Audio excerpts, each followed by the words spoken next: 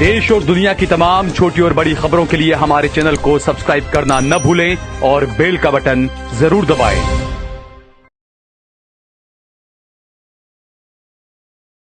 नमस्कार दोस्तों, स्वागत है आपका देश लाइव में और आपके साथ मैं हूं आशिमा त्यागी। दोस्तों, ये कहानी सिर्फ पालघर के दो साधुओं की हत्या की नहीं है, बल्कि इस दोहरे चरित्र की भी है जिसे बीजेपी, हिंदू संगठन और गोदी मीडिया ने उस वक्त पूरे देश पर थोपने की कोशिश की थी। याद कीजिए, जैसे ही घटना हुई, बिना एक मिनट की जांच, बिना किसी तथ्य, बिना किसी सबूत पूरे देश में एक संगठित नैरेटिव चलाया गया कि मुसलमानों ने साधुओं को मार दिया। टीवी चैनल्स युद्ध मोड में नजर आए थे और एंकर अपने स्टूडियो को धर्मस्थल बनाकर चीख रहे थे। बीजेपी नेता दहाड़ रहे थे। ट्रोल आर्मी व्हाट्सएप और ट्विटर पर यानी सोशल मीडिया हैंडल्स पर नफरत का गोला बारूद फेंकी जा रही थी। लेकिन जैसे ही सच सामने आया कि आरोपी स्थानीय आदिवासी थे, तब सबकी आवाज अचानक गायब हो गई। सबने चुप्पी साध ली।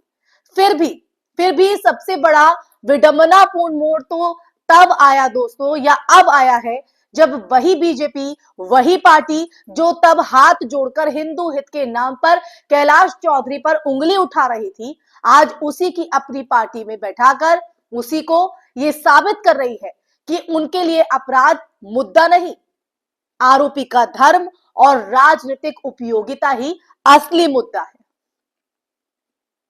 सवाल यह है कि अगर तब कैलाश चौधरी को आरोपी बताया जा रहा था, तो आज उसे बीजेपी में शामिल करते वक्त क्यों अचानक सब चुप हो गए? क्या उस वक्त उठाई गई बाजू सिर्फ मुसलमानों को निशाना बनाने के लिए उठाई गई थी, ना कि न्याय के लिए? आज हम इसी पर चर्चा करेंगे। चर्चा में आगे बढ़े उससे पहले आप लोगों से हमेशा की तरह अपील, इंसाफ की आवाज को बुलंद करने के लिए और सच्ची पत्रकारिता के लिए हमारा सहयोग करें। साथ ही डिस्क्रिप्शन में दिए गए लिंक को ओपन कर ज्वाइन बटन दबाकर आप हमसे यानी देश लाइव से सीधा जुड़ सकते हैं दोस्तों। तो दोस्तों, वापस आज की चर्चा पर। नितेश राणे जैसे बयानवीर नेताओं को आप याद कीजिए। तब उनका गला फाड़कर बोलना ही बंद नहीं हो रहा था। चैनल्स पर चिल्लाकर कह रहे थे कि हिंदुओं पर हमला हुआ है, साधुओं की हत्या एक बड़ी साजिश है, हिंदुत्व खतरे में है। वो कहते नहीं थक रहे थे इस बात को। लेकिन आज वही नितेश राणे और उनके जैसे तमाम शोर मचाने वाले हिंदुत्ववादी चेहरे कहां गायब हो गए हैं? वही लोग जो हर घटना पर हिंदू मुस्लिम का झंडा उठाकर नफरत का कारोबार करते हैं, नफरत का बाजार गर्म करते हैं, वो आज इतनी गहरी चुप्पी क्यों ओढ़कर बैठे हैं? मेरा सवाल उन लोगों से है। क्या उनका हिंदुत्व सिर्फ तब सक्रिय होता है, तब एक्टिव होता है जब आरोपी मुसलमान हो? क्या उनकी आस्था, उनका क्रोध, उनका राष्ट्रवाद सिर्फ मुसलमानों के लिए आरक्षित है? क्या हिंदू आरोपी होने पर आरोप, तथ्य, गुस्सा और नैतिकता जैसे शब्द तुरंत कैंसिल हो जाते हैं? दोस्तों, ये चुप्पी सिर्फ चुप्पी नहीं, ये राजनीतिक पाखंड का सबसे साफ और सबसे बेशर्म रूप है। दोस्तों, गोदी मीडिया की भूमिका तो इससे भी ज्यादा खतरनाक है, भयावह, जिसने पालघर घटना को मुस्लिम विरोधी कहानी बनाकर पूरे देश में जहर घोल दिया था। वही मीडिया अब एक लाइन की खबर तक दिखाने को तैयार नहीं। वही एंकर जो तब घंटों घंटों तक अपनी बोहे बनाकर या तान कर कह रहे थे कि ये जिहाद है, ये हिंदू साधुओं पर हमला है, आज अचानक न्यूट्रल हो गए हैं, जैसे कुछ हुआ ही नहीं। कहां गया वो चिल्लाना? जैसे उनके गले में किसी ने रिमोट लगाकर म्यूट का बटन दबा दिया हो। क्यों? इसलिए कि अब आरोपी हिंदू है, इसलिए कि अब आरोपी को बीजेपी ने अपने घर में जगह दे दी है। यही मीडिया सत्य के साथ नहीं, सत्ता के साथ खड़ा होता है दोस्तों, और यहीं से लोकतंत्र की मौत शुरू हो जाती है। जब अपराध का धर्म तय करता है कि खबर कितनी बड़ी बनेगी, तब आप समझिए कि न्याय कागज पर रह गया है, जमीन पर सिर्फ राजनीति बची है, और इस राजनीति में आप और हम जैसे आम इंसान फंस कर रह जाते हैं। दोस्तों, पालघर घटना ने भी ये दिखाया कि यहाँ अपराध का जो आकार है उस व्यक्ति के धर्म से मापा जाता है जिसने अपराध किया है। अगर आरोपी मुसलमान हो तो वो आतंकवादी, जिहादी, राष्ट्र विरोधी घोषित कर दिया जाता है, खूब माहौल को गरमाया जाता है।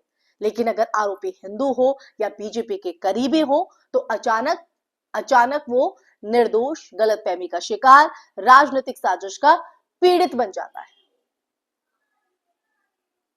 ये सिलसिला नया नहीं है, चाहे बुलंदशहर का इंस्पेक्टर सुबोध सिंह का हत्यारा हो, चाहे अखलाक की भीड़ हो, चाहे खरगोन के दंगों के आरोपी हो। दोस्तों, हर जगह आप एक ही पैटर्न देखेंगे, एक ही पैटर्न। मुसलमान आरोपी बराबर दुश्मन, हिंदू आरोपी इज इक्वल टू परिवार का सदस्य।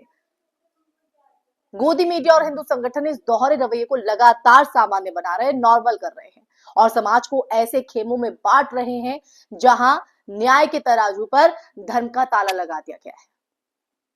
और यही विडंबना है दोस्तों। अब सबसे बड़ा जो सवाल है, सबसे बड़ा सवाल, क्या यही वो राम राज्य है जिसका नारा दिया जाता है?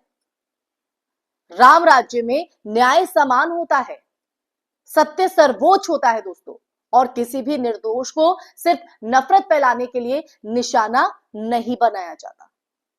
लेकिन आज का राम राज्य केवल एक तमाशा बनकर रह गया है, जहां अपराध पर नहीं, अपराधी के धर्म पर फैसला होता है, जहां मीडिया सत्य नहीं, जहां मीडिया सच को नहीं बताता है बल्कि सत्ता के हिसाब से कहानी को गढ़ता है, सिर्फ टीआरपी के लिए, जहां राजनीतिक दल साधु की हत्या का दर्द सिर्फ वोट बैंक के लिए इस्तेमाल करते हैं, ना कि न्याय के लिए। अगर यही राम राज्य है दोस्तों, तो फिर यह सवाल बहुत गंभीर हो जाता है, बहुत गंभीर। राम का अपमान आखिर कौन कर रहा है? विपक्ष या वो सत्ताधारी जो अपने ही नैरेटिव को अपनी ही सुविधा के मुताबिक उलट पलट देती है? ये सवाल मेरा आप लोगों से ही है। पालघर की घटना ने साफ कर दिया कि ये लड़ाई न धर्म की थी, न सुरक्षा की, न साधु के सम्मान की, ये सिर्फ और सिर्फ राजनीति की लड़ाई थी। और इसमें सबसे बड़ा हथियार बनाया गया था एक विशिष्ट समुदाय। जी हां, एक खास समुदाय को। आज जब वही पार्टी उस व्यक्ति को गले लगा रही है जिस पर वो कभी आरोप लगा रही थी, तो ये स्पष्ट है कि सच का, न्याय का, नैतिकता का यहां कोई स्थान नहीं, कोई जगह नहीं।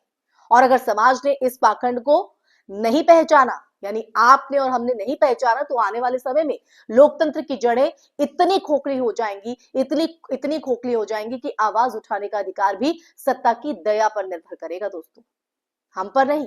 हम सवाल नहीं कर सकेंगे। और यही असली सवाल है कि क्या हम इस धोखे को पहचानेंगे या फिर एक और पालघर किसी नई नफरत की राजनीति का ईंधन बनेगा दोस्तों। ये सवाल के साथ मैं इस चर्चा पर यहीं विराम लगाना चाहूंगी। चर्चा आपको कैसी लगी और सवाल का जवाब आप अपने अंदर ढूंढिए और कमेंट बॉक्स में कमेंट करके जरूर बताइएगा दोस्तों। ये आपको चर्चा कैसी लगी वो भी आप बताइएगा। मेरी बात से आप कितना इत्तेफाक रखते हैं वो भी अपनी राय हमारे साथ साझा कीजिएगा, क्योंकि आपकी राय, आपके विचार हमारे लिए बेहद महत्वपूर्ण है। इस वीडियो को ज्यादा से ज्यादा शेयर भी कीजिएगा और हमारे चैनल देश लाइव को सब्सक्राइब कीजिएगा। फिर हाजिर होंगे ऐसे ही सच का संवाद लेकर। तब तक के लिए अपना ख्याल रखिए। जय हिंद, जय भारत, नमस्कार।